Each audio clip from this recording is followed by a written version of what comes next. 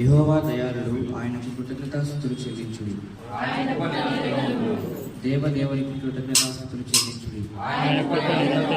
ప్రభువునకు కృతజ్ఞతాస్తుతులు చెల్లించుడి. ఆయన ఒక్కడే మహాశ్చర్యకార్యములు చేయువాడు. తన జ్ఞానము చేత ఆయన ఆకాశమును కలుగజేసేది. ఆయన భూమిని నీళ్ల మీద పరిచినవాడు. ఆయన గొప్ప జ్యోతులను నిర్మించినవాడు. పగటి నేలుటకు ఆయన సూర్యుని చేసెను. రాత్రి నేలుటకు ఆయన చంద్రుని నక్షత్రములను చేసెను. ఐగుప్తు దేశపు తొలిచూరులను ఆయన హతము చేసెను. వారి మధ్య నుండి ఇశ్రాయేలీయులను ఆయన రప్పించెను. చేయి చాచి తన బాహుబలము చేత వారిని రప్పించెను. ఎర్ర సముద్రమును ఆయన పాయలుగా చీల్చెను. ఆయన ఇశ్రాయేలీయులను దాని నడుమ దాటిపోజేసెను. ఫరోను అతని సైన్యమును ఎర్ర సముద్రములో ఆయన ముంచివేసెను. అరణ్య మార్గమున ఆయన తన ప్రజలను తోడుకొని వచ్చెను. గొప్ప రాజులను ఆయన హతము చేసెను. ప్రసిద్ధి నొందిన రాజులను ఆయన హతము చేసెను. అమోరీయుల రాజైన సీహోనును ఆయన హతము చేసెను. బాషాను రాజైన ఓగును ఆయన హతము చేసెను.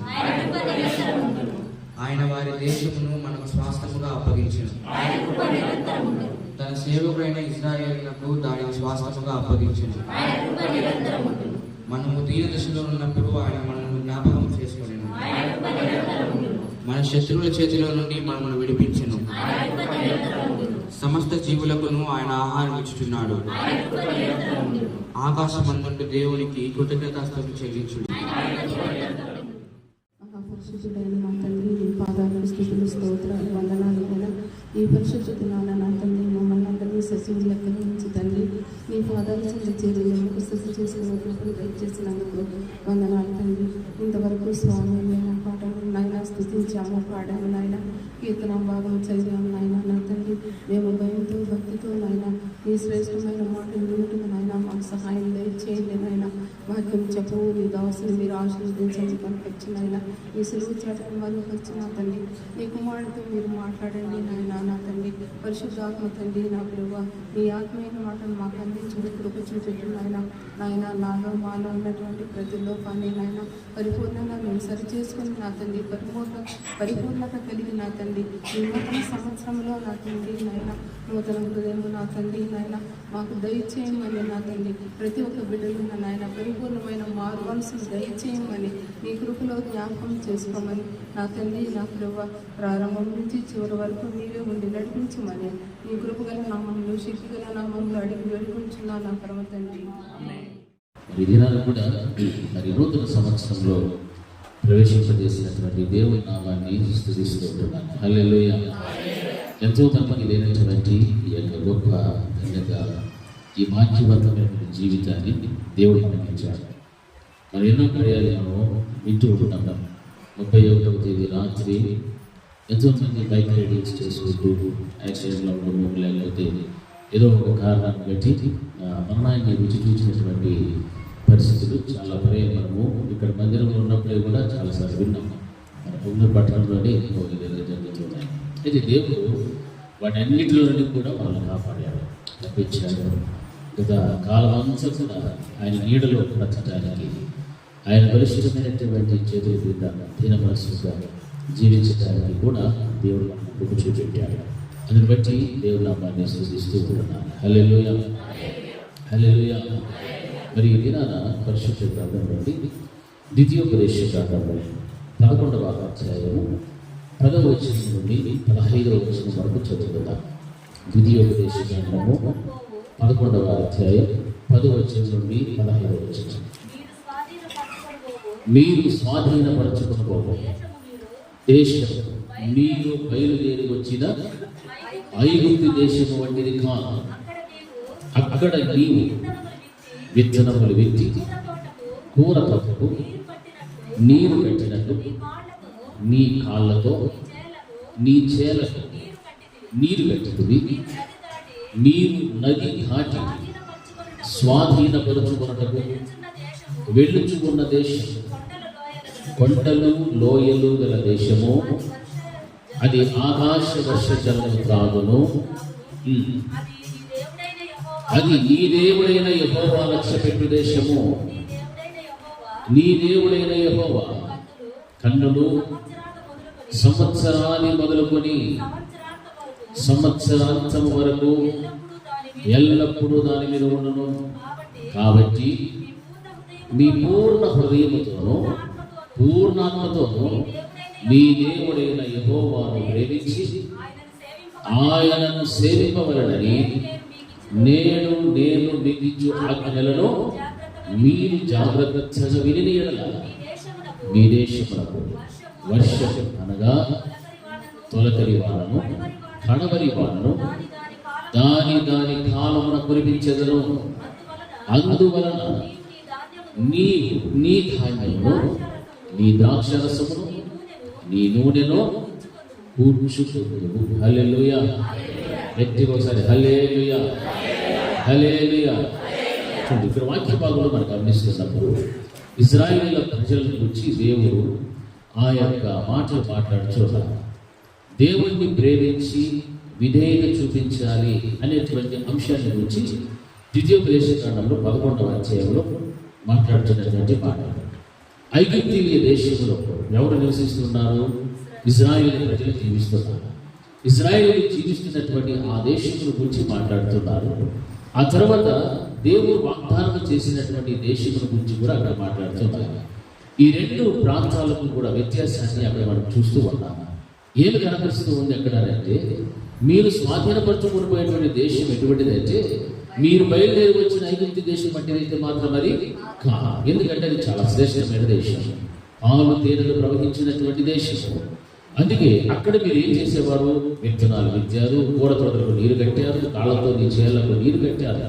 అంటే మీరు కష్టపడి శ్రమపడి చెమటోడ్చి ఎంతో దున్ని ఆ విధముగా మీరు కష్టపడుతూ ఆ ఐగుప్తు దేశంలో మీరు ఆ విధముగా పనిచేస్తూ మీ జీవన విధానము ఆ రీతిగా ఉండేటువంటిది. కానీ మీరు ఇప్పుడైతే నది దాటి స్వాధీనపరచుకున్నట్టుకు వెళ్ళుచు ఉన్న దేశము అది కొండలతోనూ లోయలతోనూ ఉన్నటువంటి దేశము. అది ఏమి త్రాగుతుందంటే ఆకాశ వర్ష జలాన్ని తాగేటువంటి దేశం. ఆ దేశం ఎటువంటిది అంటే ఏమని చెప్తున్నాడు? ఆ దేశం ఎటువంటిది? నీ విత్తనాలు విరిచి కూర తోటలకు నీరు కట్టినట్టు నీ కాళ్లతోనూ నీ చేలకు నీరు కట్టేవాడు. అయితే ఈ దేశం ఎటువంటిది అంటే ఇది కొండలు కలిగినటువంటి దేశము, లోయలు కలిగినటువంటి దేశం. కొండలు లోయలు కలిగినటువంటి ఆ దేశము ఆకాశ జలమును ఏం చేస్తుంది? ఆకాశ వర్ష జలాన్ని త్రాగేటువంటిది. హల్లెలూయా. చూడండి, ఆకాశ వర్షపు జలము తాగుతూ ఉన్నటువంటి ఆ ప్రాంతానికి వెళుతున్నారు అంటే నిజముగా ప్రస్తుత దినాలలో మీరున్నటువంటి ఆ దేశము కంటే, మీరు కష్టపడినటువంటి జీవితము కంటే చాలా నెమ్మదైనటువంటి జీవితము, సమాధానకరమైనటువంటి జీవితము, ఆశీర్వదించబడినటువంటి దేశములోనికి మీరు వెళ్ళనై ఉంటున్నారు. హల్లెలూయా. కనుకనే ఆ ఐగుప్తు దేశమునకును మరియు పాలు తేనెలు ప్రవహించినటువంటి ఆ యొక్క ఆ యొక్క కనాను దేశమునకు కూడా వ్యత్యాసాన్ని చూపిస్తూ ఉంటున్నాడు. ప్రియమైనటువంటి దేవుని బిడ్డలారా, ఇక్కడ వాక్య భాగంలో మనం గమనిస్తున్నప్పుడు ఒక ప్రాంతం నుండి మరొక ప్రాంతానికి వెళ్ళటానికి మధ్యలో ప్రయాణం ఉంది. ఆ ప్రయాణంలో ఎన్నో మనకు ఎదురవుతూ ఉన్నాయి ఇశ్రాయేలు ప్రజలకు. ఇందాక మనం చదువుకున్నటువంటి వాక్య భాగంలో కూడా ఎర్ర సముద్రం వచ్చారు, ఫరో సైనికులు వచ్చారు. వాటన్నిటిలో కూడా దేవుడు ఏం చేస్తూ వచ్చాడంటే తప్పిస్తూ వచ్చి ఉన్నాడు. ఎందుకంటే ఆయన కృప నిరంతరము కూడా ఉండినటువంటిది. ఆయన కృప నిరంతరం ఉంది కాబట్టి ఆ తన ప్రజలైనటువంటి ఇశ్రాయేలీయులను తాను వాగ్దానం చేసినటువంటి భూమిలోనికి నడిపించినంత వరకు కూడా ఆయన నేను ఉన్నాను అని నమ్మదగినటువంటి వాగ్దానం చేస్తున్నాడు. అయితే ప్రజలే దేవుని యొక్క వాగ్దానం పట్ల నిర్లక్ష్యం చూపెట్టి దేవుని యొక్క మాటలను కేవలంగా చేసుకుని దేవునికి విధేయత చూపెట్టగా, దేవుడిని ప్రేమించగా ఆయనకు వ్యతిరేకమైనటువంటి మనస్తత్వము, అటువంటి భావము కలిగినటువంటి వ్యక్తులుగా వారు మిగిలిపోయారు. అందుకే వాగ్దాన భూములకి ప్రవేశించడానికి ఏ ఒక్కరు కూడా యోగ్యతను సంపాదించుకోలేక, అర్హత పొందుకోలేక చాలా మంది అరణ్యములో రాలిపోయినట్టుగా వాక్యంలో మనకు కనిపిస్తుంది. అయితే ఈ యొక్క అధ్యాయంలో ముఖ్య ఉద్దేశం ఏమిటంటే ఇశ్రాయేలు ప్రజలు అందరూ కూడా ఏం చేయాలి అని రాయబడుతుందంటే దేవుడి యొక్క ఆజ్ఞలను మీరు అనుసరించి నడవాలి. నేను మీకు ఒక వాగ్దాన దేశాన్ని ఇస్తూ ఉన్నా, ఆ వాగ్దాన దేశం ఎటువంటిదంటే అది కొండలు లోయలు కలిగినటువంటి ప్రాంతము. ఆ ప్రాంతంలోనికి మీరు వెళుతూ ఉన్నారు. వెళ్ళటానికి మీకు ఒక యోగ్యత కావాలి. ఆ యోగ్యతను సంపాదించుకోవాలంటే ఐగుప్తు దేశమునకును కనాను దేశమునకు మధ్యలో ఏమున్నది? యోర్దాను నది అనేటువంటిది ఒకటి కనిపిస్తుంది. ఆ యోర్దాను నది దాటి మీరు రావాలి. యోర్దాను నది గురించి ఎందుకు ప్రత్యేకంగా అక్కడ ప్రస్తావిస్తున్నాడంటే, మీరు నది దాటి స్వాధీనపరచుకున్నట్టుకు వెళ్ళుచున్న దేశముల గురించి అక్కడ ప్రస్తావిస్తున్నారు. ఈ నదిలో ఉన్నటువంటి విశిష్టత ఏమిటంటే, నది యోర్దాను నదిలో ఏముంటుందా? ఖచ్చితమైనటువంటి బోధ ఉంది, పశ్చాత్తాపం కనిపిస్తూ ఉంది. అంటే దేవునిని నమ్మినటువంటి వారైనా, దేవుని ప్రజలైనటువంటి ఇజ్రాయేలీలైనా కూడా ఆ యొక్క యోర్దాను నది దాటేటువంటి అనుభవం వచ్చిన తర్వాతనే దేవుడు మన కొరకు ఏర్పాటు చేసిన పరమ కణానైనటువంటి పరలోక రాజ్యమును సంపాదించుకోగలుగుతాం. అంటే ఈ నదిలో ఉన్నటువంటి అనుభవం ప్రతి విశ్వాసికి, ప్రతి క్రైస్తవునికి కూడా ఏం అవసరం అంటే పశ్చాత్తాపం అవసరం, పాపక్షమాపణ అవసరం, అక్కడ ఉన్నటువంటి ఖచ్చితమైనటువంటి బోధ అవసరం. బాప్తిస్మం ఇచ్చి యోహాను యోర్దాను నదిలో బాప్తిస్మం ఇస్తూ ఏమంటున్నాడు? సర్వ సంసర్వ రాబో ఉగ్రతల గురించి మీకు బుద్ధి చెప్పిన వాడు ఎవడు అనేటువంటి మాటలు మనకు కనిపిస్తున్నాయి. అంటే అక్కడ ఏముందంటే ఖచ్చితమైన బోధ ఉంది. మీరు మారు మనసు పొందని చెప్తున్నాడు. పాప క్షమాపణ మీరు పొందుకోవాలి. ఈ అనుభవంలో దాటి ఎవరైతే రాగలుగుతారో వారి యొక్క పాపపు జీవితం నుండి విడుదల పొంది విముక్తి చెంది ఒక చక్కని పవిత్రమైన పరిశుద్ధమైనటువంటి జీవితంలోనికి వారు రాగలుగుతారు. అటువంటిప్పుడు మాత్రమే దేవుడు వాగ్దానం చేసిన ఆ భూమిలోనికి వారు వెళ్ళగలుగుతారు. అది ఎటువంటి దేశం అంటే అది కొండలు లోయలు కలిగినటువంటి దేశము. అది ఏమి త్రాగుతాదంటే ఆకాశం నుండి వచ్చేటువంటి వర్ష జలమును మాత్రమే అది త్రాగగలుగుతారు. ఐగుప్తులైతే నీరు కట్టి మీ చేలకు కాళ్ళతో వాటిని ఏం చేస్తుంది? చేలకు నీరు కడుతూ ఉంటుంది. ఆ విధమైనటువంటి దేశం అయితే మాత్రమే కాదు. ఎందుకంటే అది పాలు తేనెలు ప్రవహించినటువంటి ఆశీర్వదించబడినటువంటి దేశము. కాబట్టి నా ప్రియమైనటువంటి ఇశ్రాయేలీయులారా, మీరందరూ కూడా ఈ నది దాటి వెళ్ళటానికి వెళుతూ ఉన్నారు. ఈ నది దాటేటువంటి అనుభవము ఎవరైతే పొందుకోగలుగుతారో, ఎవరైతే నా యందు భయభక్తి కలిగి నా ఆజ్ఞలను అనుసరించి నడుచుకోగలుగుతారో వారికి మాత్రమే నేను ఇవ్వగలుగుతాను. ఆ వాగ్దాన భూమిలో ప్రవేశించడానికి అనుమతి ఇవ్వగలుగుతాను. హల్లెలూయా అని దేవుడు అక్కడ చక్కగా ఒక మాట చెప్తున్నాడు. ఏమంటున్నాడంటే ఆయన చెప్తున్న మాట, యెహోవా కన్నులు, నీ దేవుడైన యెహోవా కన్నులు సంవత్సరాది మొదలుకొని సంవత్సరాంతం వరకు కూడా ఎల్లప్పుడూ దాని మీద ఉండును. హల్లెలూయా. ఆ కనాను మీద ఏమున్నదమా? దేవుని యొక్క దృష్టి కనిపిస్తూ ఉంది. యెహోవా దృష్టి అది ఎప్పటి నుండి ఎప్పటి వరకు ఉంటుంది అంటే సంవత్సరాది మొదలుకొని సంవత్సరాంతం వరకు కూడా ఆయన కను దృష్టి దాని మీద ఉంటుందని చెప్తున్నాడు. మరి ఈ రోజుల్లో కూడా మనం కూడా ప్రార్థన చేస్తున్నాం, ప్రభా నన్నైనా నా కుటుంబాన్నైనా నాకున్నటువంటి సమస్తములు కూడా సంవత్సరాది మొదలుకొని సంవత్సరాంతం వరకు కూడా మీ కను దృష్టిని మీరు ఉంచండి ప్రభా అనేటువంటి ప్రార్థన మనం చేయగలుగుతూ ఉన్నాం. అంటే సంవత్సరాది మొదలు సంవత్సరాంతం వరకు కూడా అంటే దేవుని యొక్క కాపుదలు మనకు అవసరము, దేవుని యొక్క దీవెన ఆశీర్వాదాలు మనకు కావాలి. అదే సమయంలో ఆ యొక్క యోర్దాను నది దాటినటువంటి అనుభవం దానికంటే ముందుగా మనకు ఉండాలి. హల్లెలూయా.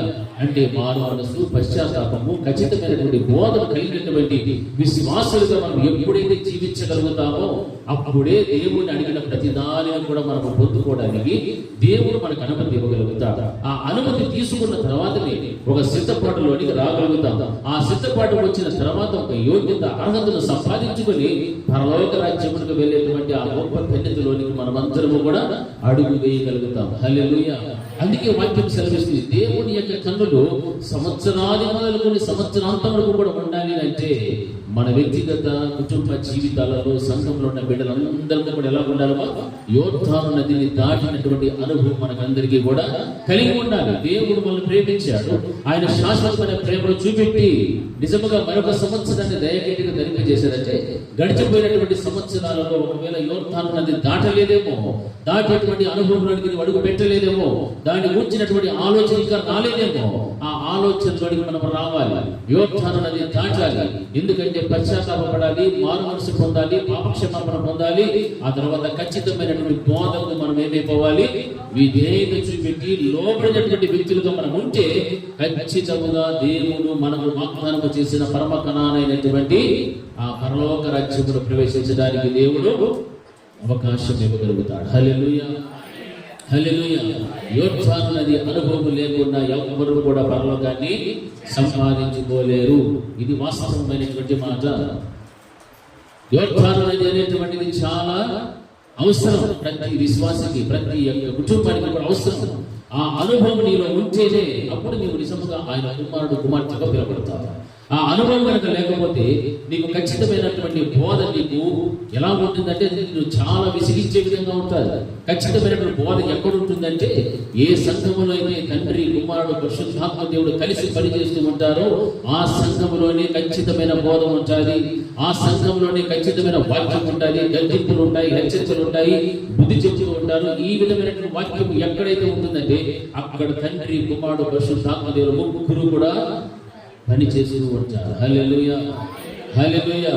మనకు నచ్చినట్టుగా ఉండేటువంటి సంఘాలు వేరే, మనకు కావలసిన వాక్యాన్ని బోధించే సంఘాలు వేరే. అటువంటి వాక్యములు కనుక వింటూ అటువంటి పద్ధతులు కనుక మనం అవలంబిస్తూ ఉంటేమో దేన్ని పోగొట్టుకోవాల్సి వస్తుంది? పరలోకమే పోగొట్టుకుంటాం. మనం ఇంత ప్రయాసపడుతున్నది ఎందుకు? పరలోకంలో వెళ్ళాలని, పరలోక రాజ్యాన్ని స్వాధీనపరచుకోవాలి. దేవుడు మనకంటే ముందుగా వెళ్ళి మన మనకు అక్కడ ఏం చేశాడు? స్థలాన్ని సిద్ధపరుస్తూ ఉన్నాడు. ఆ స్థలం ఎవరి కోసం? మన కోసమే. హల్లెలూయా. మరి దాన్ని మన కోసం దేవుడు ముందుగానే అక్కడ రెడీ చేస్తుంటే ఆయన ఏర్పాటు చేస్తున్నటువంటి ఆ స్థలాన్ని సంపాదించుకోవడానికి మనము యోగ్యత కనుక లేకపోతే మరి ఎందుకు మనము క్రైస్తవులుగా జీవించడం? ఎందుకు దేవుని యొక్క వాక్యాన్ని వినాలి? ఎందుకు ప్రార్థనలు చేయాలి? ఎందుకు నామకార్థకు క్రైస్తవ జీవితంలో ఉండాలి? చెప్పండి. దానివల్ల ఏ ఉపయోగం కూడా ఉండదు. హల్లెలూయా. ఇంటికి చెప్పాలి. హల్లెలూయా. అయితే దేవుని యొక్క వాగ్దానం ఏమిటంటే ఆ అనుభవంలో నుంచి నీవు బయటికి వస్తే, అంటే లోకమును జయించి, శరీరమును జయించి, పాపమును జయించి నీవు ఎప్పుడైతే ఈ దాటిలో నీవు రాగలుగుతావో అప్పుడు ఆయన కనుదృష్టి సంవత్సరాన్ని మొదలుకొని సంవత్సరం వరకు కూడా నీ మీద, నీ కుటుంబం మీద ఉండగలుగుతాది. హల్లెలూయా. అది దాటకుండా ఆయన దృష్టి నీ మీదకి రావాలంటే మాత్రము రాదు. హల్లెలూయా. ఎందుకంటే రాత్రి చాలా మంది మంచి మంచి తీర్మానాలు తీసుకున్నారు. మంచి తీర్మానాలు అందరం కూడా తీసుకున్నాం కదా. ఆ తీర్మానాల ప్రకారంగా మనం అందరము కనుక జీవిస్తే సంవత్సరాన్ని మొదలుకొని సంవత్సరాంతం వరకు కూడా యెహోవా కనుక దృష్టి మన మీద, మన బిడ్డల మీద ఉంటుందా? ఖచ్చితంగా ఉంటుంది. హల్లెలూయా. ఒకవేళ దేవుడు నన్ను ఆశీర్వదించలేదు అనడానికి కారణం ఎవరో తెలుసా? మనమే. హల్లెలూయా. దీవించలేదని కూడా కారణం మనమే. ఎందుకంటే 2023 సంవత్సరం లాస్ట్ రోజైనా, 2022 సంవత్సరం అయినా, 21 అయినా, ఎన్ని సంవత్సరాల్లో ఎన్ని వాగ్దానాలు చేశామో, ఎన్ని తీర్మానాలు తీసుకున్నామో ఆ తీర్మానాలు ఏ ఒక్కటి కూడా స్థిరంగా లేవు. కాబట్టి దేవుడు ఇవ్వవలసిన దీవెనలన్నీ కూడా అక్కడే ఆగిపోయాయి. అవి రావాలి అంటే మొదట నీకు ఏ అనుభవం రావాలి? యోర్దాను దాటేటువంటి అనుభవంలోనికి నీవు రావాలి. హల్లెలూయా. నువ్వు ఎప్పుడు దాటాలనుకుంటున్నావు? ఒకవేళ మారు మనసు లేకపోతే, పశ్చాత్తాపము లేకపోతే, ఒకవేళ ఖచ్చితమైన బోధకు నీవు దురద చెవులు కలిగినటువంటి వ్యక్తివే అయితే, లేకపోతే ఖచ్చితమైన బోధకు విమర్శ కలిగిన ఆత్మతో నీవు మాట్లాడుతూ ఉంటే వాటన్నిటి నుండి కూడా ఎప్పుడు విడుదల పొందాలనుకుంటున్నావు? ఎప్పుడు పొందాలనుకుంటున్నారు? చెప్పండి. అలాంటి వాళ్ళు ఎవరైనా ఉన్నారా? అలాగే ఉంటే దయచేసి ఇప్పుడే వాటి నుంచి విడుదల పొందుకోండి. హల్లెలూయా. అది మనకు క్షేమం. ఎందుకు? దేవుడు చెప్పే ప్రతి మాట మంచి మాట అంటారా, చెడ్డ మాట అంటారా? మంచి మాట. మంచి మాటలు మనం చెప్పాలి. మంచి మాటల ప్రకారంగా నడుచుకోవాలి. వాక్యం ఏమైతే బోధిస్తుందో ఆ వాక్యానికి కట్టుబడి జీవించాలి. ఇశ్రాయేలు ప్రజలకు అదే చెప్తున్నాడు. ఏమంటున్నాడు?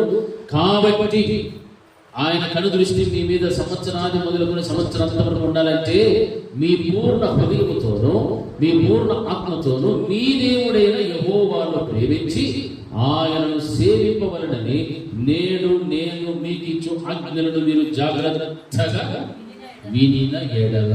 హల్లెలూయా. హల్లెలూయా. 2 చేతులు ఉంటే బాగుంటుంది. ఇంకా హల్లెలూయా. చూడండి ఎంత నిండుగా ఉంటుంది. Very good. దేవుని స్తుతించే స్థితి నీకుంటే నీ గతిని వెంటనే ఏమవుతుంది? స్తుతించు దేవుణ్ణి, ప్రార్థన చేయాలి, మహిమపరచచ్చు. ఎట్లా గతులు మారుతాయి? మారాలి. గతి మారాలంటే దేవుడు ఏం చేయాలి? స్తుతించు. ఎంతసేపు స్తుతిస్తావో స్తుతించు. అంతగా నీ గతి దేవుడు వెంటనే స్తుతించడం అంటే ఏంటి? అది దేవునిని గణపరచచ్చు. ఇప్పుడు మనల్ని ఎవరన్నా గణపరుస్తున్నారు అనుకోండి, మనం ఏమైపోతుంది? ఉప్పొంగిపోతుంది. ఏడుండవు కాళ్ళు, ఏడుంటాయి కాళ్ళు ఏడ ఉంటాయి, కానీ ఏడుంటాం మనము ఆకాశానికి ఎత్తేస్తాం. మనమే చెప్తాం ఈ వచ్చినారనైనా ఈ ఆకాశానికి ఎత్తేస్తారు అంటే అంత పొగుడుతూ ఉంటారు కదా. పొగిడినప్పుడు ఎవరైనా పొగిడితే ఖచ్చితంగా వాళ్ళకి ఏముంటుంది, సంతోషం. ఓహో నన్ను చాలా బాగా పొగుడుతున్నారు, నా గురించి చాలా మంచిగా మాట్లాడుతున్నారు, నన్ను ఇంతగా కనపరుస్తున్నారని ఎదుటి వ్యక్తి మన గురించి ఏం వస్తుంది ఆలోచన, మంచి ఆలోచన, ఒక మంచి ఫలపరిణానికి వస్తారు.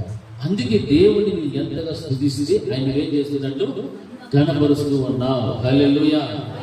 ఆయన ఎంత కనపరుస్తావో అంతగా దేవుడు నీ మీద ప్రేమ చూపెడుతూ ఉంటాడు. అందుకే వాక్యం ఏం సెలవిస్తుందంటే, కాబట్టి నీ పూర్ణ హృదయంతోనూ నీ పూర్ణ ఆత్మతోనూ నీ దేవుడైన యెహోవాను ప్రేమించి, ఎవరిని ప్రేమించాలా?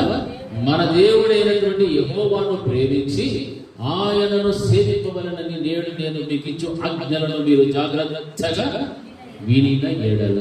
హల్లెలూయా. ఆ రోజున ఇశ్రాయేలు ప్రజలతో చెప్పిన మాట ఈ రోజున మనతో కూడా అదే మాట చెప్తూ ఉన్నాడు. ఆయన మాటను మనం ఎలాగ అంగీకరించాలి? పూర్ణ హృదయంతో, మీ పూర్ణ ఆత్మతో నీ దేవుడైన యెహోవాను ఏం చేయమంటున్నాడు? మొట్టమొదట ప్రేమించు. పూర్ణ హృదయంతోనూ పూర్ణ ఆత్మతో మీ దేవుడైన యెహోవాను ప్రేమించేటువంటి గుణం రావాలి. ఆ ప్రేమించే గుణంలోనికి రావాలంటే మొదట ఏం దాటాలా? యోర్దాను దాటాలి. అప్పుడు పూర్ణ హృదయము పూర్ణ ఆత్మతో నీ దేవుడైన యెహోవాను నీవేం చేస్తావు? ప్రేమించగలుగుతావు. హల్లెలూయా. ఒక్కొక్కటి రావాలి. స్టెప్ బై స్టెప్ వస్తేనే ఒక క్రమంగా ఆత్మీయ జీవితం అనేటువంటిది ఉన్నతమైన స్థాయికి వెళ్తారు. 7 అడుగు వేసి 4.4 మెట్లు దాటి 7 అడుగు కుదురుతుందామా? మన ఇంటి మెట్లు ఏమైనా ఎక్కచ్చేమో, 2 మెట్లు ఎగిరి పోవచ్చు. కానీ దేవుని ఎందుకు వెళ్ళేదానికి ఉన్న మెట్లన్నీ కూడా ఎలా ఎక్కాలా? క్రమంగానే ఎక్కాలి. Hallelujah. There is no short cut. Hallelujah. Short cut ఏమన్నా ఉందా దేవుని దగ్గర పోవడానికి? అట్లా ఏమైనా ఉంటే నాకు కూడా చెప్పాడు, నేను కూడా షార్ట్ కట్ ప్రయత్నం చేస్తాను. ఏమైనా ఉన్నాయా? ఏమీ లేవు. కుర్చీల వాళ్ళకి ఏమైనా తెలిసిన షార్ట్ కట్స్ ఏమైనా ఉన్నాయా? లేవు. క్రమక్రమంగానే మనం దేవుని ఎందుకు చేరుకోవాలి. కానీ వేరే మార్గము లేదు. వేరే వ్యక్తుల ద్వారా కానీ, వేరే ఆలోచనల ద్వారా కానీ, వేరే ప్రయత్నాల వల్ల కానీ పరలోకం చేరడం అనేటువంటిది అంతే. హల్లెలూయా. అసాధ్యమైనటువంటి కాదు. మరి మనమంతరం కూడా వెళ్ళాలి అంటే నీ పూర్ణ ఆత్మతో, ఆ తర్వాత ఏమంటున్నాడు? నీ పూర్ణ హృదయముతో నీ దేవుడైన యెహోవాను మొట్టమొదటి ప్రేమించడం నేర్చుకో. హల్లెలూయా. 5 సంవత్సరాలు ప్రేమించావో లేదో నాకు తెలియదు. ఒక ప్రేమించానన్న భ్రమలో ఉన్నారేమో. ప్రేమించావు, కొంతమంది ప్రేమించి ఉండొచ్చు, అరాకొరా ప్రేమ చూపించి ఉండొచ్చు. మన మనుషులు కనుక ఏదైనా ప్రేమిస్తే ఎంతగా ప్రేమిస్తామా? మనకున్నదంతా కూడా ఇచ్చేస్తామా లేదా? మరి దేవుడిని ప్రేమిస్తే మనం ఏం చేయాలి? అది మాత్రం మనం చెప్పనే. మన దేవుడిని ప్రేమిస్తే మనం ఏం చేయాలి? ఏమిస్తారు? ఒక జీవితమో దశభాగమో మళ్ళా సమయం కరెక్ట్గా చెప్పినాడు. నీ పూర్ణ ఆత్మతోనూ నీ పూర్ణ హృదయముతో నీ దేవుడైన యెహోవాను ఏం చేయమంటున్నాడు? ప్రేమించు అంటున్నాడు. నీ ప్రేమిస్తే నిజముగా ఈ బాటికి టపటపటపటపట చెప్పిట్టాడు. నేను ఇది ఇస్తా, అది చేస్తా, ఇట్లుంటా అట్లుంటా ఎన్నో చెప్పిట్టాడు. అంటే దేవుణ్ణి ఇంకా ప్రేమించేటువంటి స్థితిలోనికి నీవు రాలేదు. హల్లెలూయా. ఇది ఏమిటో తెలుసా? దేవుడు పెట్టినటువంటి ఆజ్ఞలనుగా ఆయన యొక్క శాసనం, న్యాయమైన కట్టడలు, విధులు, వీటిని నీవు అనుసరించి నడుచుకొని ఎడల మాత్రమే నువ్వు ఎక్కడికి పోతావు? అది హల్లెలూయా. నడుచుకోవాలి, వినాలి, విని నడుచుకుని ఎడల వాగ్దాన భూమిలో నీవు అడుగు పెట్టడానికి ప్రవేశం పొందాలి. ఇవి ఏమీ లేవు అంటే నువ్వు వాగ్దాన భూమిని చూసేదానికి కూడా అవకాశం దేవుడు నీకు ఇవ్వకపోవచ్చు. నా ప్రియమైనటువంటి దేవుని బిడ్డలారా, బాగా గమనించాలి. మన క్రైస్తవులు మనం చెప్పుకుంటున్నాం కదా, మరి దేవుని పూర్ణ ఆత్మతో, పూర్ణ హృదయముతో, పూర్ణ బలముతో, వివేకముతో నీ దేవుడైన యెహోవాను ఏం చేయమంటున్నాడు? ప్రేమించు, ఆయన సేవించు అని అంటున్నాడు. మరి సేవించడమో లేదు, ప్రేమించడమో లేదు. అంటే ఆయన ప్రేమించలేదంటే దేవుడికి మనకేమనాలా? ఏముంది? నా చేసి చూసి చెప్పండి, ఏముంది? ఎంతమంది ఉంది దేవుడికి మనకు శత్రుత్వం ఉందా దేవుడితో మనకి ఎవరికైనా? లేకపోతే మనం ఏం చేయాలి? మరి మీరు ఎవరు నోతారా? ఎందుకంటే ప్రేమిస్తున్నారంటే మళ్ళీ నెక్స్ట్ క్వశ్చన్ ఆన్సర్ ఏం చెప్పేది? ఏం లేదు నా దగ్గర. హల్లెలూయా, హల్లెలూయా. దేవుడిని ప్రేమిస్తే ఏమేమి ఇవ్వాలమ్మా? చూస్తే మనకి ఏమి ఇవ్వాలి కూడా తెలియదు. హల్లెలూయా. ఒకవేళ దేవుడు నా ద్వారా మాట్లాడాడు, ఈ అమ్మకి ఎప్పుడు ఈ తప్ప ఇంకోటి లేదే లేదు, ఎప్పుడు చెప్పనే అడగతానే ఉంటాడు. మీరు చేయరు, నన్ను చెప్పారు. అప్పుడు దేవుడికి ఎట్లుంటుంది? దేవుడికి మీకు మధ్యవర్తి ఎవరువా? ఎవరువా? అది కూడా సరిగ్గా నోట్ చేశారు. ఎవరు? ఒకరన్నా ఓ పదం చెప్తారా? చెప్పున్నాను గట్టిగా. హల్లెలూయా. అట్లా చెప్తూ నా ద్వారా దేవుడు మాట్లాడతా. ఆ మాటలు మీరు లెక్క చేయాలా, లెక్క చేయకూడదా? ఎంతమంది లెక్క చేస్తున్నారు? నిజంగా చెప్పాలి. నెక్స్ట్ క్వశ్చన్ ఉండాలి. అరసేసేది ముక్క. హల్లెలూయా. వాక్యం ఏం చదివిస్తున్నా? నీ పూర్ణ హృదయముతో, నీ పూర్ణ ఆత్మతో మీ దేవుడైన యెహోవాను నెంబర్ 1 ప్రేమించాలి. నెంబర్ 2 సేవించాలి. నీవు ప్రేమిస్తే సేవిస్తావు. ప్రేమించకుండా దేవుని సేవించడం కష్టం. ప్రేమ అనేది మొట్టమొదటి చూపించారు. ఎందుకంటే దేవుడు మనకు నేర్పించింది మొట్టమొదటి ఏమి? ప్రేమయే. హల్లెలూయా. ఆయన ఏ స్వరూపి అయి ఉన్నాడు? ప్రేమాస్వరూపి అయి ఉన్నాడు. హల్లెలూయా. ఆయన ప్రేమాస్వరూపి కాబట్టి మనం ఎంతవరకు బతుకుతాం. మనం చేసిన పనులకి, మనం ఉన్న పాపాలను బట్టి, మనకున్న బలహీనతను బట్టి, మనకున్న అక్రమమైన జీవితాన్ని బట్టి, మనలో ఉన్న అన్యాయమైనటువంటి ఆలోచనలు, తలపును బట్టి ఎప్పుడో దేవుడు మనం ఏం చేసి ఉండాలా? స్మాష్ చేసేసి ఉండాలి. కానీ చేయాలి. సంవత్సరాన్ని మరలా ఏం ఇచ్చాడు దేవుడు? దయానికి ధరిక చేసి ఇంకో సంవత్సరం తీసుకో, ఈ సంవత్సరమైన మంచిగా బతుకు చెప్తున్నాడు దేవుడు. హల్లెలూయా. నువ్వు ఏమేమి ఎక్కడెక్కడ తప్పిపోయావో, ఎన్నిసార్లు ఎన్ని డుక్కిలు కొట్టావో, ఎన్ని దొంగతనాలు చేసినావో, ఎన్ని హత్యలు చేసినావో, వాటన్నిటి నుంచి ఈ సంవత్సరం నుండైనా మానుకొని మంచిగా బ్రతుకు. హల్లెలూయా. మీరు అన్నచ్చు దొంగతనాలు యాడ్ చేసినాము, హత్యలు యాడ్ చేసి చూసి ఇదే ప్రశ్న ఎవరు వేశారు? అలాగే గ్రంథంలో విన్నారే, మీరు నా యొద్ద దొంగ, మేము ఎప్పుడు నీ యొద్ద దొంగలు తెలుసామి అని చెప్పి దేవుడు చెప్పాడు. ఏం చెప్పాడు? నా మందిరంలో ఆహారం ఉండినట్లు మీ రాబడి అంతటిలో. హల్లెలూయా. అది ఇవ్వకపోతే దేవుడు మళ్ళీ ఏమంటున్నాడు? హల్లెలూయా. యవనులంతా దేవుడి దృష్టిలో. హల్లెలూయా, హల్లెలూయా. ఆయన ఊరికే పెట్టిన శాసనాలు, కట్టడలు, విధులన్నీ కూడా ఇవన్నీ పాటించాలి. ఇవన్నీ పాటిస్తే నీకేముంటుందంటే ఆయన ప్రేమిస్తూ ఉన్నావు ఒక గుర్తు. నీవు ఆయన ప్రేమిస్తుండటానికి ఒక గుర్తులు ఇవన్నీ కూడా ఒక్కొక్కటి ఆ ప్రేమించిన తర్వాతనే నువ్వు ఆయన ఏం చేయగలుగుతావో? సేవించగలుగుతావు. హల్లెలూయా.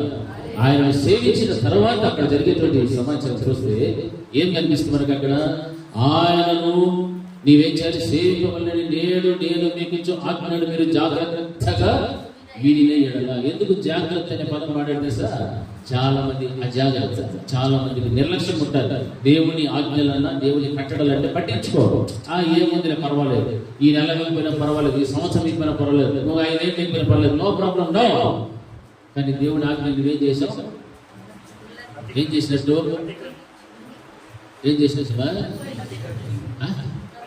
నాకు శివుడు వచ్చింది మధ్య, గట్టిగా చెప్పండి. ఆజ్ఞ అతిక్రమం చేసేది దేవుని ఆజ్ఞలు ఏం చేశావు? ఉల్లంఘిస్తూ ఉన్నావు. ఆజ్ఞ అతిక్రమమే పాపము, పాపము వలన వచ్చు జీతము మరణము. హల్లెలూయా, హల్లెలూయా. మరి మరణానికి ఆహుతవడానికి మాత్రం దేవుడి గట్లుగా పిలువబడకూడదు. దేవుడు ఏ శాసనం పెట్టాడో, ఏ కట్టడలు పెట్టాడో అవి అనుసరించి నడిచిన ఎడల విడిన ఎడల మీ దేశమునకు వర్షం అనగా తొలకరి వానము, కడవరి వానము దాని కాలమున కురిపించదు. అందువల్ల నీవు నీ ధాన్యమును, నీ ద్రాక్షారసమును, నీ నూనెను కూర్చుకొందువు. హల్లెలూయా. ఒక ఆశీర్వదించబడినటువంటి జీవితంలోనికి నీవు రావాలి అని అంటే కొండలు, లోయలు కలిగినటువంటి ఆ యొక్క కనాను దేశంలో నీవు అడుగు పెట్టిన తర్వాత నీకు ఏమేమి నేను ఇస్తానంటున్నాడంటే తొలకరి వాన, కడవరి వాన. వ్యవసాయం చేసేటువంటి వారికి బాగా అర్థమవుతారు. ఒక పంట పండించేటప్పుడు విత్తనములు వేయమునుపు ఆ భూమిని చదును చేసి దున్ని దానిలో వేసేటువంటి విత్తనానికి కావలసిన తొలకరి మాన వారికి కావాలి. ఆ తొలకరి మాన రాకపోతే వారు కష్టపడి చేసిన పంట అంతా కూడా ఏమైపోతుంది, వృధా అయిపోతుంది. అందుకే దేవుడు ఏమంటున్నాడంటే, ఈ విధమైనటువంటి జీవితం ఎవరైతే జీవించగలుగుతారో, నా ఆజ్ఞలకు లోబడి నా కట్టడలను గైకొంటూ నా శాసనం అనుసరించి వినిన ఎడల వారికి నేను ఏం చేస్తానంటే తొలకరి వానను కడవరి వానను దాని కాలమున కురిపించేదను. హల్లెలూయా.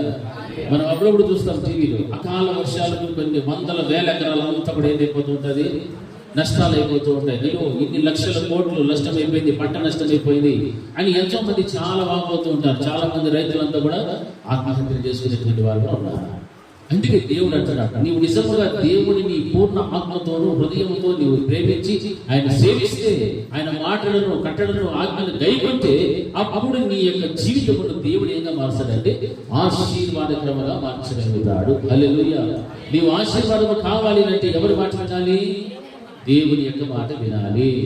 దేవుని మాట వినకుండా, దేవునికి సమయం ఇవ్వకుండా, దేవునికి ఇవ్వవలసింది ఇవ్వకుండా, నీవు దొంగగా కనిపించినా, నీవు దాచుకున్నా, దేవునికి ఉల్లంఘించినా, దేవునికి వ్యతిరేకమైన జీవితం జీవించినా నీ జీవితంలో ఆశీర్వాదం అనేటువంటి పదం నువ్వు మర్చిపోవాలంటే. హల్లెలూయా. అది ఎవరైనా కూడా సరే ఆశీర్వాదం రావాలంటే దేవుని యొక్క ఆజ్ఞలకు లోబడాల్సిందే. వాక్యం అనే సజెస్ట్ ఇశ్రాయేలు ప్రజలతో దేవుడు మాట్లాడుతూ ఉన్నాడు. నీ దేవుడైనటువంటి యెహోవాను నీ పూర్ణ ఆత్మతో నీ పూర్ణ హృదయంతో ఆయనను నీవు మొట్టమొదట ప్రేమించు.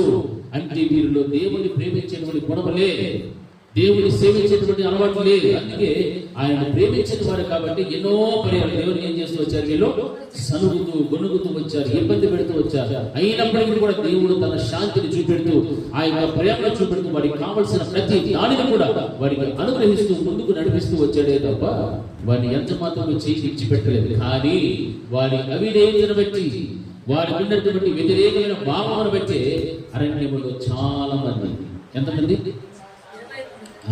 అంతందరూ కూడా రాలిపోయి చచ్చిపోయారు. ఎంతమంది వెళ్ళారు మా వాగ్దాన భూములనికి? ఎవరు వాళ్ళ పేర్లు? యెహోషువ, కాలేబు. ఒకవేళ ఆ యెహోషువ కాలేబు లాంటి హృదయం ఎవరు ఉండాలా? ఎవరు ఉండాలి? ఇజ్రాయేల్ హృదయం ఉండాలా? లేకపోతే యెహోషువ కాలేబు లాంటి మనస్తత్వం ఉండాలా? ఎంతమందికి ఉంది ఆ హృదయము, ఆ ఆత్మ ఎంతమందికి ఉంది? ఒకటి, రెండు. ధైర్యం ఎక్కలేం చేయదు. నేల నుంచి వచ్చారు, అయితే నేల నుంచి తొలగి చూడాలి, ఎత్తాలి చేసి బాగా. హల్లెలూయా. ఎంతమందికి ఉంది ఆ హృదయము? యెహోషువ కాలేబులకు ఉన్నటువంటి హృదయము, వారికి ఉన్న సహనము, దేవుని కట్టడను గైకొనడము, ఆయన ప్రేమించడము, ఆయన సేవించడము, అది ఉండింటే ఎప్పుడో వాగ్దాన భూమిలోకి వెళ్ళడానికి ఏమొచ్చింది? నీకు అర్హత వచ్చింది, టికెట్ సంపాదించుకుంది. హల్లెలూయా, హల్లెలూయా, గట్టిగా హల్లెలూయా. మరి ఆ వాగ్దాన భూమి కొరకే కదా మనం ఇంత ప్రయాసపడతాం. నేను రాత్రి అంతా ముట్టికి చేర్చుకోలేదు, మళ్ళీ చల్లారి లేటుగా నిద్ర లేచిన మళ్ళీ ఎట్లా పలపలాన్ని వచ్చేసేసి. ఎందుకు వస్తుంది ఇవంతా? ఎందుకోసం వచ్చినాము? ఎందుకు వచ్చినా మనకు ఈరోజు చెప్పి చెప్పండి. ఏం పని మనకి రకరకాలైన ఆలోచన, లేకపోతే ఈరోజు ఏమన్నా కొంచెం స్పెషల్గా ఉంటుంది, లేకపోతే మంచి డెకరేషన్ చేసినారు చూడాలని వచ్చేవాళ్ళు, లేకపోతే ఏదో ఆలోచనతో వస్తుంది. కానీ మనం రావాల్సింది ఏ ఆలోచన అంటే ఆయన కట్టడలను, ఆజ్ఞలను, శాసనములను గైకొనేటువంటి ఆ మంచి స్థితిని సంపాదించుకోవడం కోసం నేను వెళ్ళాలి. హల్లెలూయా. ఈ జనవరి మొట్టమొదటి దినాన మరలా దేవుడు మనకు ఒక అవకాశాన్ని ఇచ్చాడు. ఈ అవకాశాన్ని సద్వినియోగం చేసుకోవాలి. నా దేవుని మందిరంలో గడిపితే నాకు 1000 దినముల కంటే శ్రేష్టము. హల్లెలూయా. ఆ శ్రేష్టత్వాన్ని సంపాదించుకోవడం కోసమే నేను దేవుని సన్నిధికి వచ్చాను అని చెప్పాలి. హల్లెలూయా. అంతేకాదు, నేను మౌనంగా ఉండాలి. అప్పుడు నీ ఉపదేశం చేయి. నేను ఏ విషయంలో తప్పిపోతున్నో అది నాకు తెలియచేయు ప్రభువా అనేటువంటి ఉద్దేశంలో రావడం ఇంకా మంచిది. హల్లెలూయా. మనం ఏదో వచ్చి టీవీగా పోయినామనుకో, టీవీగా ఆడిపోతాము, నరకానికి టీవీగా ఎవరిని తోసుకున్నాను, ఏం తోసుకుంటా, నేనే పోతా ఉంటాను. హల్లెలూయా. ఈ టీవీలు బీవీలు ఏమి పనికిరావు. దేవుడి దగ్గర ఎంత బెడ్ అయితే అంత దేవుడు మళ్ళీ ఏం చేస్తాడు, పైకి లేవనెత్తాడు. హల్లెలూయా. ఇది జ్ఞాపకం పెట్టుకోవాలి. మనము కనుక బెడ్ కాలేదు, తగ్గింపు లేదు, దీనత్వం కనుక లేకపోతే దేవుడు మనం తలుచుకోవాలి. నిజం చెప్తున్నాను. ఆయన శ్రమల పాలైంది, దీనుడనేది అన్న వెంటనే అయినా నా దేవుడు నన్ను ఏం చేశాడన్నాడు, తలంచుకోలేము అంటాడు. మనం శ్రమల పాలైనప్పుడు దీనత్వంలోనికి రావాలి. ఆ దీనత్వంలోనికి వస్తేనే దేవుడు మనం తలంచుకునేటువంటి స్థితికి ఉంటారు. శ్రమలు వచ్చినా, కష్టములు వచ్చినా, బాధలు వచ్చినా దేవుడి జ్ఞాపకం పెట్టుకోవడం. దీనత్వం ఉండదు. కొంతమందికి అహంకారంగానే ఉంటారు, గర్వంగానే వెళ్తూ ఉంటారు. అటువంటిప్పుడు దేవుని కార్యాలు జరగనే జరగవు. హల్లెలూయా, హల్లెలూయా. అని అంటున్నాడు, ఈ దేశమునకు వర్షం అనగా తొలకరి మాట, కడవరి మాట, దాని కాలమున నేనేం చేస్తా, గురిపించి. ఎందుకు ఇవన్నీ కార్యాలు చేస్తున్నాడు చెప్పండి. దేవుడు ఆయన కనుదృష్టి సంవత్సరాది మొదలుకొని సంవత్సరాంత వరకు కూడా హల్లెలూయా దాని మీద ఉంది. ఆయన కనుదృష్టి మన మీద ఉంటే మనకు ఎప్పుడు ఏది కావాలో ఆయనకు బాగా తెలుసును. హల్లెలూయా. ఆయన కనుదృష్టి నా మీద ఉండాలి. మనం బాగా ప్రార్థన చేసుకో. మొట్టమొదటి నువ్వు చేసిన ప్రార్థన, ప్రభువా నీ కనుదృష్టి ఎల్లప్పుడూ కూడా నా మీద, నా కుటుంబం మీద నిలుపునైనా. అప్పుడు సంవత్సరాన్ని మొదలుకొని సంవత్సరాంత వరకు కూడా నీకు ఎప్పుడు ఏ అవసరమో ఆయన తెలుసు. అప్పుడు తగిన సమయంలో దేవుడు నీకు అన్ని కూడా అనుకూలపరుస్తూ ఆ సంవత్సరం అంతా కూడా సుఖ జీవముతో గడిచిన సంవత్సరముగా వెళ్ళబుచ్చడానికి దేవుడు నీకు కృప చూపెట్టగలుగుతాడు. హల్లెలూయా, హల్లెలూయా. గట్టిగా చప్పట్లు కొట్టి దేవుని స్తుతించండి. హల్లెలూయా. ఆ విధమైన జీవితాన్ని జీవిస్తే అప్పుడు ఈ వాగ్దానము నీ జీవితంలో నెరవేర్చబడతారు. సంవత్సరాది మొదలుకొని సంవత్సరాంతం వరకు కూడా ఆయన కనుదృష్టి నా మీద ఉన్నది. హల్లెలూయా. ఆయన కనుదృష్టి ఉంది అంటే నీకు ఈ జీవితంలో ఏ కొరత లేదు, ఏ రోగము లేదు, ఏ బాధ లేదు, ఏ కష్టము లేదు, ఏమి కూడా ఉండవు. అంటే నీవేం చేస్తున్నావు? దానికంటే ముందు ఆయన ఆజ్ఞలను నీ పూర్ణ హృదయముతో, నీ పూర్ణ ఆత్మతో ఆయన ఏం చేసి ఉండాలి, ప్రేమించి ఆయన సేవించి. ఆ తర్వాత దానికి ముందు మళ్ళీ ఏమన్నా యోర్దాను నది దాటిన అనుభవంలోకి రావాలి. హల్లెలూయా. యోర్దాను నది దాటాలి, పూర్ణ హృదయముతో ఆత్మతో దేవుని ప్రేమించాలి, సేవించాలి. ఆ తర్వాత ఆయన కనుదృష్టి నీ మీద సంవత్సరాది మొదలు సంవత్సరాంతం వరకు ఉంటుంది. ఆ ఉన్న సమయంలో నీకు కావలసిన తొలకరి వాడను, కడవరి వాడను దేవుడు సమృద్ధిగా గ్రహించగలుగుతాడు. హల్లెలూయా.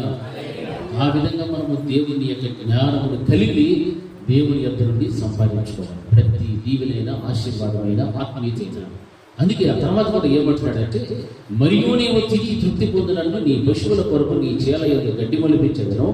మీ హృదయము మాయలలో చిక్కి త్రోవ విడిచి ఇతర దేవతలను పూజించి వాటికి నమస్కరింపకుండా మీరు జాగ్రత్త పడుడి. హల్లెలూయా. మరలా ఒక హెచ్చరిస్తున్నాడు, మీరు ఈ విధంగా చెయ్యండి. అయితే మరలా మీకు ఒక హెచ్చరిక ఏమిటంటే, ఇతర దేవతల విషయంలో చాలా మీరు జాగ్రత్తగా ఉండాలి. ఇతర దేవతలను పూజించి వాటికి నమస్కరింపకుండా ఎలా ఉండాలమ్మా? చాలా జాగ్రత్త. జాగ్రత్త 2 సార్లు పడాడు. ఇతర దేవతలకు పూజించొచ్చనే విషయంలో జాగ్రత్త. ఆ తర్వాత పైన ఏముంది? ఆయనను సేవింపబడినని నేను నీకు ఇచ్చు ఆజ్ఞలను మీరు జాగ్రత్తగా వినిలా. ఆయన మాట జాగ్రత్తగా వింటే ఇతర దేవతలను పూజించకుండా జాగ్రత్తగా మనము ఉంటాము. హల్లెలూయా. అక్కడ జాగ్రత్త లేదనుకోండి, ఇక్కడ కూడా ఏముండదు, ఇక్కడ జాగ్రత్త ఉండదు, అక్కడ జాగ్రత్త ఉండదు. నాశనం చెప్పేది ఎవరు నష్టపోయేది చెప్పాలి. ఎవరు చెప్పారు? ఎవరు నష్టపోయేది? 2 చోట్ల జాగ్రత్త లేదనుకోండి. ఆజ్ఞల విషయంలో, ఇతర దేవతలు నమస్కరించే విషయంలో జాగ్రత్త లేకపోతే మనం ఎక్కడికి వెళ్ళిపోతాం? పాతాళ లోకానికి వెళ్ళిపోయే మార్గాన్ని వెతుక్కుంటూ వెళ్తాం. హల్లెలూయా, హల్లెలూయా. అందుకే దేవుడు ఆ రోజున ఇశ్రాయేలు ప్రజలకు వాగ్దాన భూమి ఇస్తానని చెప్పాడు. కానీ దానిలోనికి రావాలని కొన్ని నియమాలు, కట్టడలు పెట్టారు. ఆ విధమైన జీవితంలో ఒక్కొక్కటిగా మీరు మార్పు చెందుతూ వస్తేనే ఎక్కడికి వెళ్తారో అక్కడికి వెళ్ళిపోతారు. హల్లెలూయా, హల్లెలూయా. లేకపోతే ఈ మార్గ మధ్యలోనే రాలిపోతారు. ఇప్పుడు మనం అందరం కూడా ప్రయాణికులమే, యాత్రికులమును పరదేశులమై ఉన్నాం మనం అందరూ కూడా. మరి పరదేశులు అంటే మన దేశం ఏది? పరలోకం, సియోను దేశం మన దేశం. మరి యాత్రికులు అంటే ఈ భూమి మీదకి మనం ఎలా వచ్చాము? ఇప్పుడు జస్ట్ యాత్రికులు మాత్రమే. ఈ యాత్రను ముగించుకొని ఎక్కడికి వెళ్ళిపోవాలా? ఎవరైతే మనం నిర్మించున్నాడో, ఎవరైతే ఏ దేవుడైతే మనకు స్థలము సిద్ధపరుస్తున్నాడో, మనకు దేశము కలదు అన్నటువంటి ఆ దేశములకి మనం అందరం కూడా ఏమి వెళ్ళాలి. హల్లెలూయా, హల్లెలూయా. యాత్రికులకు మన యాత్రకి వెళ్తే అక్కడ ఏమైనా మనం సంపాదించుకుంటాం. ఈ ఊరు నుంచి ఇంకో ఊరికి యాత్రకు పోతాం అనుకో, ఆడికి పోయి భూములు కొని, బంగారం కొని, లేకపోతే ఇంకా ఫ్లాట్లు కొనుక్కొని, లేకపోతే ఇంకోటి కొని, అది చేసి ఇది చేసి మనం ఏమన్నా స్థిర ఆస్తులను సంపాదించుకుంటామా? జస్ట్ సీ అండ్ ఎంజాయ్, అంతేనా? హల్లెలూయా. ఇది చెప్పండి, హల్లెలూయా. కానీ ఇప్పుడు మనం వచ్చి దేవుడి వాక్యం ఏం చెప్తుంది? యాత్రికులు పరదేశంలో మీరు మరలా ఎక్కడికి రావాలా? పరలోకానికి రావాలి. మనం ఏం చేస్తాం? ఇక్కడ ఏమేమి సంపాదించుకుంటామో, 1, 2, 3, 4 ఎన్ని కావాలంటే అన్ని సంపాదించుకుంటాం. మంచిది. దేవుడు కూడా చెప్తాడు, ఇజ్రాయెల్ ప్రజలు వారి అరణ్యంలో ప్రయాణం వెళ్తున్నప్పుడు పెళ్లిళ్ళు చేయండి, మీ బిడ్డలకు ఆస్తులు సంపాదించండి, ఇల్లు కట్టుకోండి. దేవుడు చెప్పాడు, వెరీ గుడ్, మంచిది. కానీ వీటి వలన మనకు ఏమి ఇవ్వనన్నాడు దేవుడు? ఇవ్వడు. హల్లెలూయా. భూమి మీద నివసించడం కొరకు మాత్రమే మనకు అవసరం తప్ప అవసరానికి మించినటువంటివి ఎన్ని ఉండినా దానివల్ల మనకున్న క్షేమం ఏమైపోతుంది? ఏమవుతుంది? క్షేమం పోతుంది. హల్లెలూయా. మనకు అవసరానికి మించి మన దగ్గర నుంచి క్షేమంగా ఉంటాం. మనం ప్రాణాలు చేతులు పెట్టుకుని జీవించాలి. ఎప్పుడు ఎవడు వచ్చి చేతుకొని పోతాడో, ఏదో వస్తాడో ఏమో. హల్లెలూయా, హల్లెలూయా. మీకు ఎవరికి ఆ బాధలు లేనట్టుంటాయి? ఉన్నాయా బాధలు? ఎవరికన్నా? ఎవరికి వెరీ గుడ్. అంటే మనమంతా కూడా తృప్తి కలిగిన జీవితంలో జీవిస్తూ ఉన్నామని దాని అర్థం. హల్లెలూయా. చాలు, తృప్తి కలిగిన జీవితం చాలు. అవునా కదా? ఆ తృప్తితోనే బతికేయచ్చు. మన దృష్టి అంతా ఎక్కడ ఉంటుంది? ఆయన వైపే ఉంటుంది. ఈడ మనకి ఎక్కువ సర్కిల్ పెరిగింది అనుకో, ఆ దృష్టి కొంచెం తగ్గుతా పూర్తిగా దృష్టి అంతా కూడా మన సర్కిల్ వైపు వచ్చేసి, అంటే మనం సంపాదించిన సంస్థల వైపు వెళ్ళిపోతారు. అందుకే దేవుని ఎందుకు రాలేక, యోద్ధాలు నది దాటి అనుభవం చేరుకోలేక, దేవుడు ఇచ్చినటువంటి ఆజ్ఞలను అనుసరించక, ఆయన ప్రేమించక, సేవించక, తొలకరి వాడ లేక, కడవరి వాడ లేక, నష్టాలు, దుఃఖాలు, కీడు, శోధనలు, సమస్యలు ఎన్నో వచ్చి నెత్తి మీద పడిపోవచ్చు. హల్లెలూయా. మరి ఇవన్నిటికీ కారణములు ఎవరంటే మనుషుడే. హల్లెలూయా. మనుషుడే కారణం. వాక్యం సెలవిస్తుంది, మీ హృదయం మాయలలో చిక్కి త్రోవ విడిచి ఇతర దేవతలను పూజించి వాటికి నమస్కరింపకుండా మీరు జాగ్రత్త పడు. దేవుని కంటే మరి మీరు దేనిని ఎక్కువగా ప్రేమించినా అది ఆయన దృష్టికి ఏమవుతుందా? విగ్రహమే. హల్లెలూయా. అప్పుడు ఏం చేస్తున్నట్టు? విగ్రహారాధన. హల్లెలూయా. అవునా కదా? చెప్పండి, అవునా కదా? అయితే ఆ విషయంలో దేవుడు ఏమంటున్నాడు? జాగ్రత్త. ఇతర దేవతలను పూజించకుండా మీరు జాగ్రత్తగా ఉండండి అంటారు. మీరు ఆ రోజున ఇజ్రాయెల్ ప్రజల జీవితాల్లో ఇతర దేవతలను పూజించారు. వారితో ఆ ఉద్దేశాన్ని పెట్టి మాట్లాడుతున్నారు. మరి ఈ రోజున దేవుని కంటే ఎక్కువగా నువ్వు దేన్ని ప్రేమించినా అది దేవుని దృష్టికి ఏమైపోతుంది? విగ్రహమే. హల్లెలూయా. దాన్ని ఎక్కువగా ప్రేమించదు. దేవుని కంటే ఏది ప్రేమించదు, దేన్ని ప్రేమించదు. దేవుని తర్వాతనే ప్రేమించదు. దేవుని తర్వాతనే ఏమైనా వెలుగు ఇవ్వాలన్నా, ఏమి ఇవ్వాలన్నా మొట్టమొదటి ప్రాధాన్యత ఎవరికి ఇవ్వాలన్నా? దేవునికి ఇవ్వడం నేర్చుకోవాలి. హల్లెలూయా. ఒకవేళ అలా జరిగితే ఏముంది? కింద వచ్చిన చదవండి, 17వ వచనం. యెహోవా మీ మీద కోపపడి ఆకాశమును మూసివేయును, అప్పుడు వాన కురియదు, భూమి పండదు. యెహోవా మీకు ఇచ్చుచు ఉన్న ఆ మంచి దేశమున ఉండకుండా మీరు శీఘ్రముగా నశించరు. హల్లెలూయా. దేవుని మాట వింటే మంచిగా ఉంటుంది, వినకపోతే ఏమొచ్చిందమ్మా? నశించు. ఖచ్చితంగా చెప్పేస్తున్నాడు దేవుడు. ఇక మీకు మాట ఉండదు, ఏముండదు, వర్షమే ఉండదు. యెహోవా మీ మీద కోపపడి, దేవునికి కోపం పుట్టించేటువంటి కార్యాలు ఏవి కూడా ఈ నూతన సంవత్సరంలో ఏ కుటుంబంలో ఏ వ్యక్తి జీవితంలో కూడా ఉండకూడదు. హల్లెలూయా, హల్లెలూయా.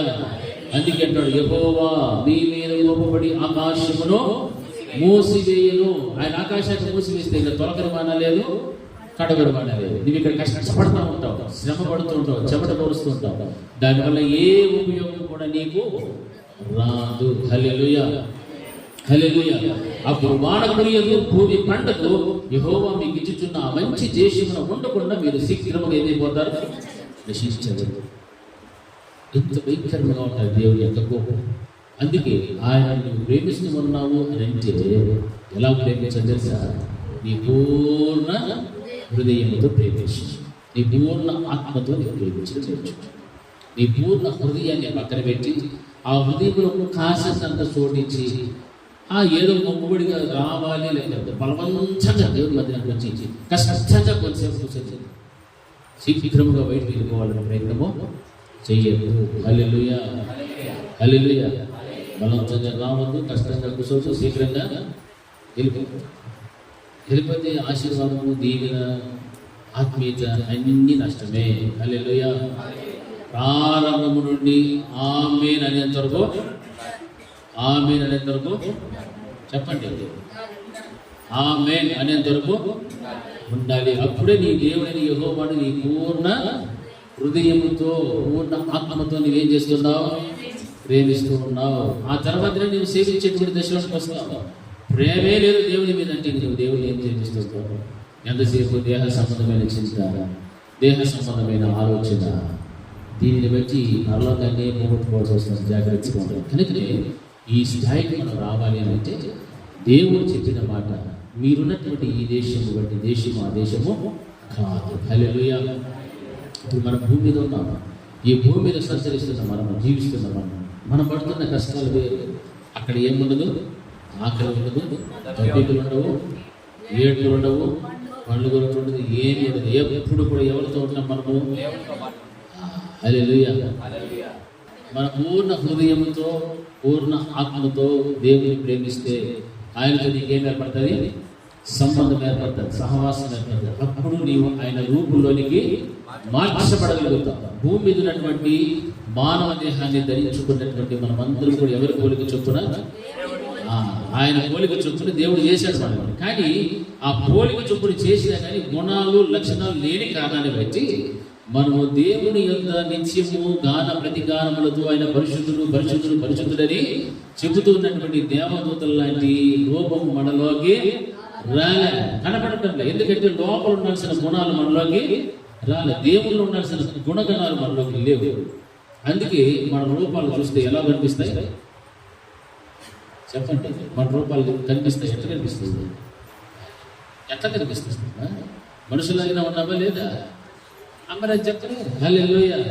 నేను అడుగుతాను, దేవదూతల్లా ఉన్నారా లేదా మనుషుల్లాగా ఉన్నారా అంటాడు. నేను వేరే మాట్లాడాల. ఎలా ఉన్నాం మనం ఇప్పుడు? కేవలం మనుషులాగానే ఉన్నాం.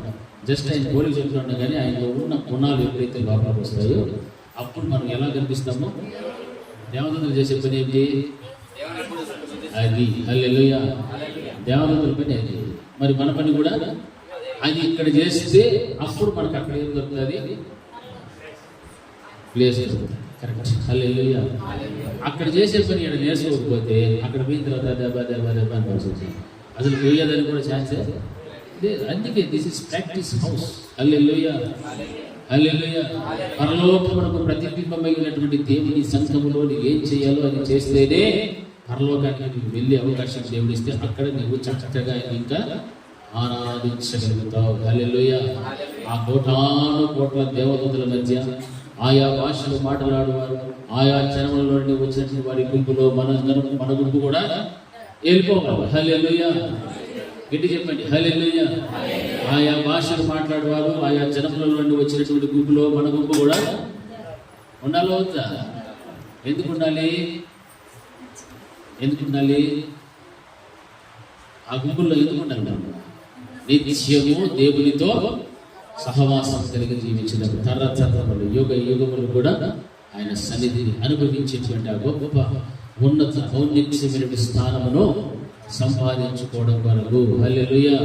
కాబట్టి ఈ స్థితి మనకు రావాలి అని అంటే నిజముగా మన వ్యక్తిగత జీవితంలో ఏమన్నారమ్మా? మొట్టమొదట యోర్దాను నదిని దాటాలి. ఆ యోర్దాను నదిలో ఏముంది? పాపక్షమాపణ, పశ్చాత్తాపం, ఖచ్చితమైన బోధ. ఆ తర్వాత నెక్స్ట్ రెండో స్టెప్ ఏముంది? దేవుడిని మనం ఏం చేయాలి? పూర్ణ హృదయముతో ఆత్మతో ఈ దేవుడిని యెహోవాను ప్రేమించి సేవించు. ఆ తర్వాత ఏమొస్తుంది? ఆయన కనుదృష్టి సంవత్సరాలు మొదలుకొని సంవత్సరాంతం వరకు కూడా నీ మీద ఉంచాలి. అప్పుడు ఆయన దృష్టి నీ మీద ఉన్నందుకు గాను తొలకరి వాడను, కడగడి వాడను ఆయన నీకు ఆయా సమయములలో కురిపించగలుగుతాడు. హల్లెలూయా.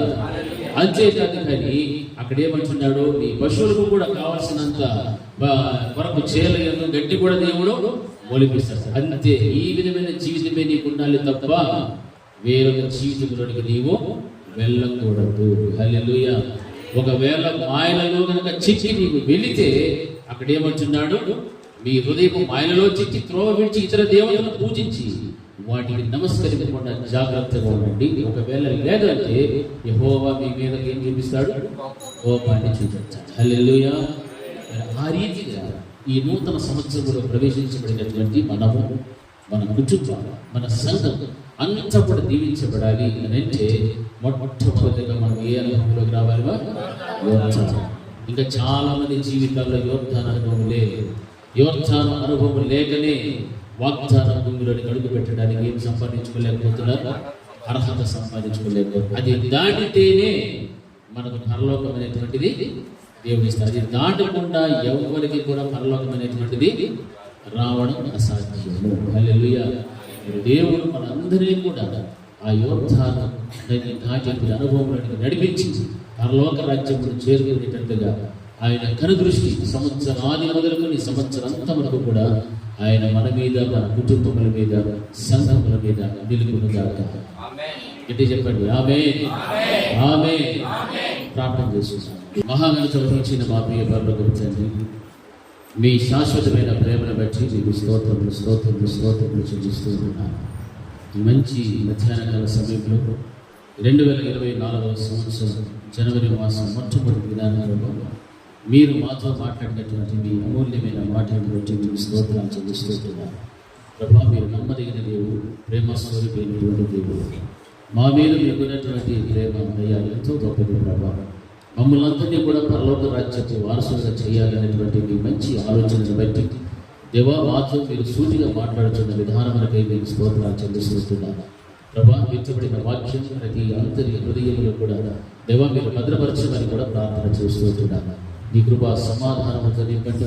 ఈ నూతన సంవత్సరములో ప్రభా బిడ్డలందరి కుటుంబములకు కావలసినటువంటి మీ యొక్క దీవెనలు, ఆశీర్వాదాలు, ఆరోగ్యం, బలము, శక్తిని సదాకాలం నిలుచు దీర్ఘాయువులు బిడ్డలందరూ కూడా పొందుకోవడానికి మీకు సహాయం చేసి నడిపించమని ప్రార్థిస్తున్నాను. మీ యొక్క నిత్య కృపకు, ప్రసన్నతకు ప్రభా బిడ్డలందరినీ కూడా పాత్రగా చేయమని ప్రార్థిస్తున్నాను.